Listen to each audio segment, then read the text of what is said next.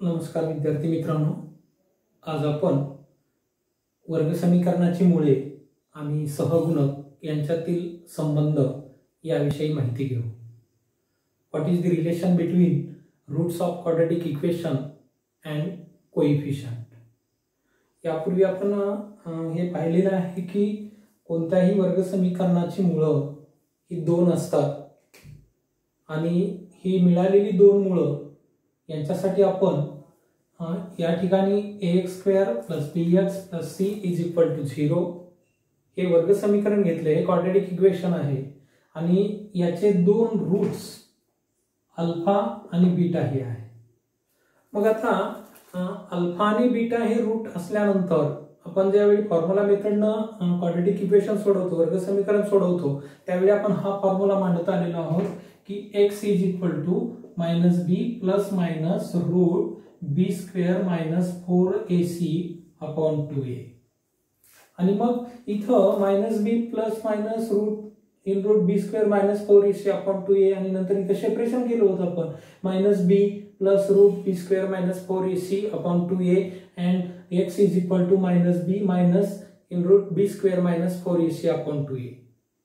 त्या ठिकाणी दोन रूट मिळत होते. या मिळालेल्या दोन रूट साठी आपण अल्फा आणि बीटा असं या ठिकाणी समजू की या दिलेल्या वर्ग समीकरणाची मुळं ही अल्फा आणि बीटा आहेत.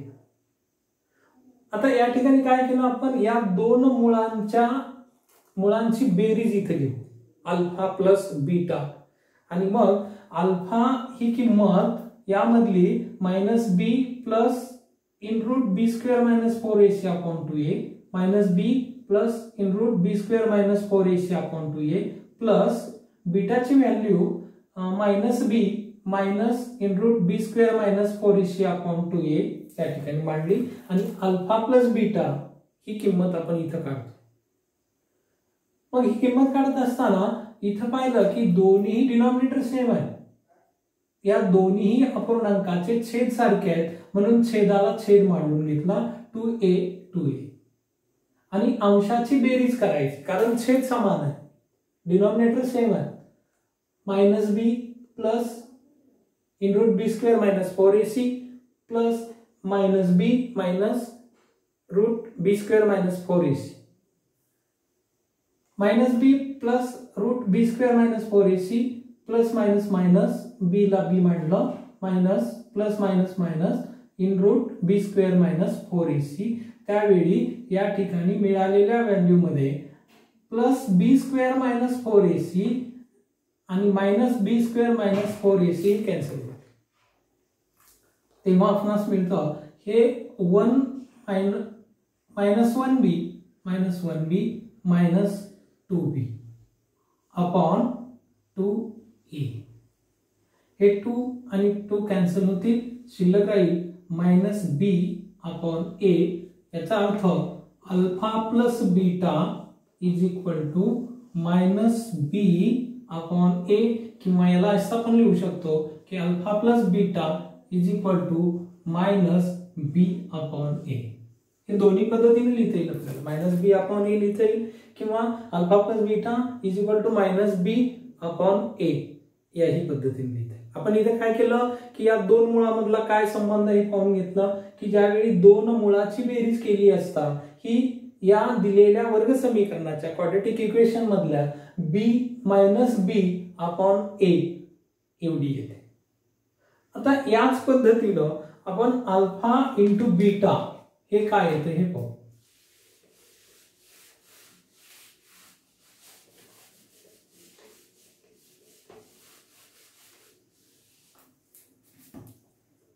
अल्फा इंटू बीटा इथं काय जे मिळाले होतं ते या ठिकाणी लिहून घेऊ आपण. Plus alpha plus beta = -b upon a he value आपणास मिळालेली होती. आता काय करायचंय, जसं अल्फा प्लस बीटा घेतलं होतं तसं अल्फा इंटू बीटा, अल्फा गुणिले बीटा हे काय येतं हे पाहू. अल्फाची व्हॅल्यू अर्थातच आपल्याला माहित आहे -b plus root b² - 4ac/2a into -b minus root b² - 4ac/2a एवढी आहे. आणि मग आता इथं यांचा गुणाकार करायचा आहे तर minus B plus in root B square minus 4ac minus B minus in root B square minus 4ac upon 2a into 2a 4a square.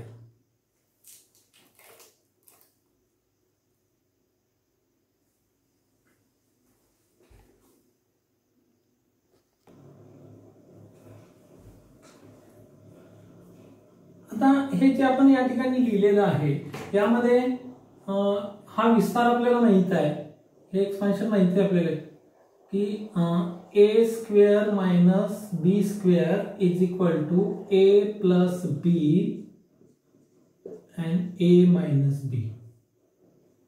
त्याच धर्तीवरती इथं a प्लस बी, a च्या ऐवजी मायनस बी आहे आणि b च्या ऐवजी हे आहे.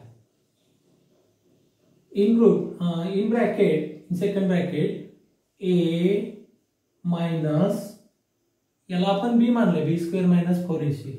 तर आता मग या सूत्राचा वापर करून आपल्याला हे कसं लिहिता येईल, a स्क्वेअर च्या ऐवजी a च्या ठिकाणी इथं b आहे म्हणून minus B square minus B square, B साठी आपण in root B square minus 4ac मानलंय तर इथं येईल B square minus in root B square minus 4ac bracket square upon 4a square. मग आता मायनस बी स्क्वेअर हा बी स्क्वेअर येईल minus B in root B square minus 4ac चा जर स्क्वेअर घेतला तर इथलं रूट निघून जाईल आणि बी स्क्वेअर मायनस 4ac असं राहील upon 4a square is equal to B square minus B square minus minus plus 4ac upon 4a square.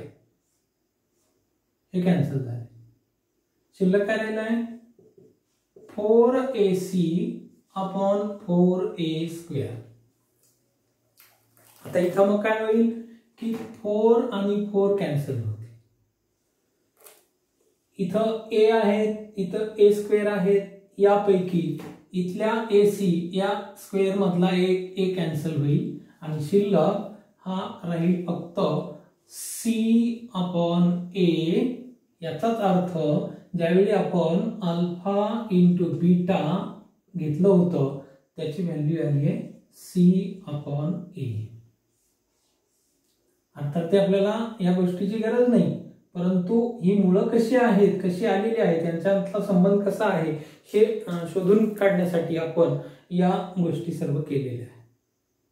आता परीक्षेत आपल्याला या गोष्टी कामाला येणार नाहीत. आपल्याला परीक्षेमध्ये काय येणार आहे, अल्फा प्लस बीटा किती आहे, अल्फा इंटू बीटा किती आहे एवढंच महत्वाचं आहे. आणि म्हणून आपल्याला दोन किमती आपण हा संबंध शोधलेला आहे. तर तो मिळालेला संबंध असा आहे की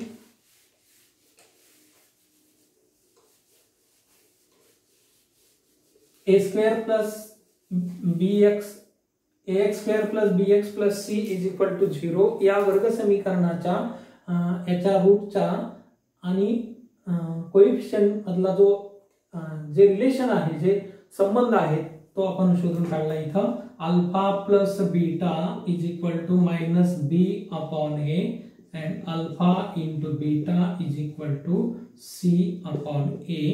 तर अशा पद्धतीनं या वर्ग समीकरणामधील त्यांच्या मुळं आणि सहगुणक यांच्यामधील आपण संबंध शोधून काढले. आता काय होतं की याच्यावर आधारित प्रश्न परीक्षेत कसे विचारले जातात, एक उदाहरण पाहू आपण.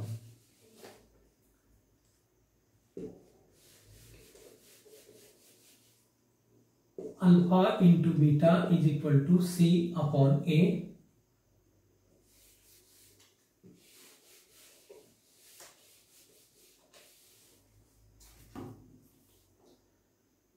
Five X square plus 7x plus 2 is equal to 0. Find the value of alpha plus beta and alpha into beta. मग या व्हॅल्यू फाइंड करण्यासाठी काय करावं लागेल आपल्याला, तर गिव्हन क्वाड्रॅटिक इक्वेशनचं कंपॅरिझन त्याच्या स्टँडर्ड फॉर्मशी करून ए, बी आणि सी च्या व्हॅल्यू अगोदर काढावे लागते. मग कंपॅरिझन करू. ax square plus bx plus c is equal to 0. Therefore, a is equal to 5, b is equal to 7 and c is equal to 2. हे कंपॅरिझन केलं आणि या व्हॅल्यू काढल्या. आता आलेल्या व्हॅल्यू वापरून हा जो संबंध आहे, रिलेशन आहे, ते या ठिकाणी लिहू. Alpha plus beta is equal to minus B upon A minus b7 upon a5. Alpha plus beta या वर्ग समीकरणाच्या बाबतीत -7 अपॉन 5. असं अल्फा इंटू बीटा काय आहे, अल्फा बीटा काय आहे, अल्फा इंटू बीटा काय आहे, तर c अपॉन a, c ची व्हॅल्यू 2 अपॉन a ची व्हॅल्यू आहे 5. Alpha into beta is equal to मिळालं 2 अपॉन 5. या पद्धतीनं दिलेल्या वर्ग समीकरणाच्या मूळ आणि सहगुणक यांच्यातील संबंध कसे शोधायचा हे या ठिकाणी पाहिजे. असंच आपण आणखी एक उदाहरण पाहू.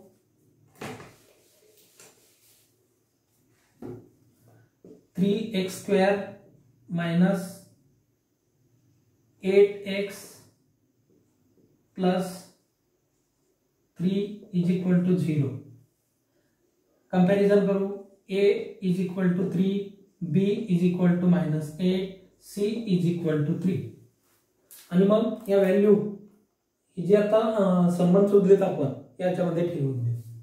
Alpha plus beta is equal to -b upon a, b -8 upon a ची व्हॅल्यू 3 माइनस प्लस 8 अपॉन 3.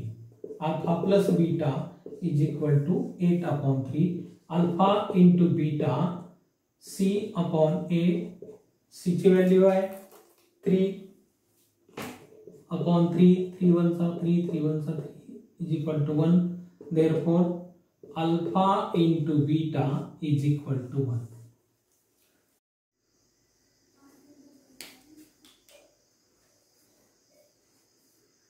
आपण आणखी एक उदाहरण पाहू.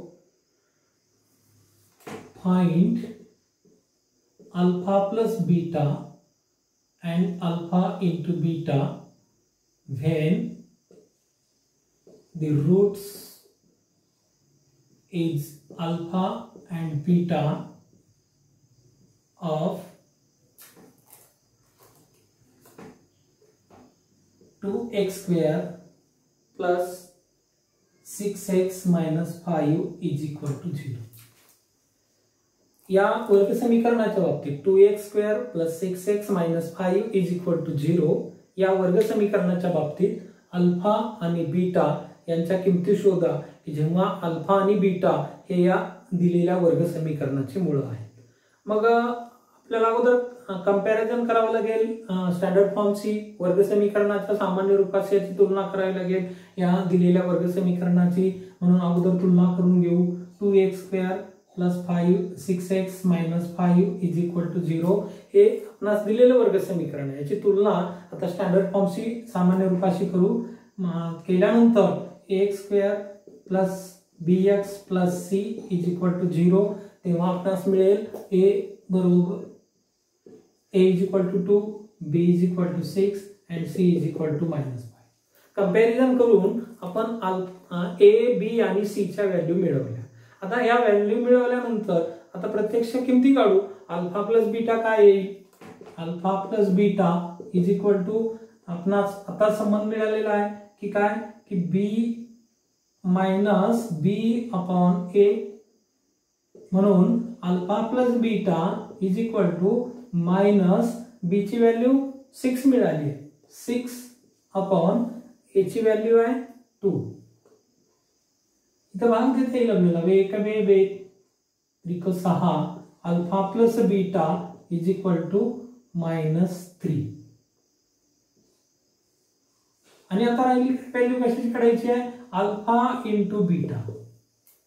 मग अल्फा आणि बीटा यांच्या गुणाकाराच्या किंवा अल्फा बीटाच्या किमतीसाठी आपल्याला हा संबंध मिळालेला होता की सी अपॉन ए. सी ची व्हॅल्यू आहे -5, इथं ठेव, -5 अपॉन ए ची व्हॅल्यू आहे 2. Therefore alpha into beta is equal to -5/2. या पद्धतीनं तुम्ही अनेक वेगवेगळी उदाहरणं घ्या आणि त्याचा सराव करा. निश्चितच हा सराव केल्यानंतर आपल्याला हा केलेला सराव पुढील उदाहरणं सोडवण्यासाठी कामी येणार आहे. तुम्हाला हा व्हिडिओ जर आवडला असेल तर निश्चितच तुम्ही माझ्या या चॅनलला सबस्क्राईब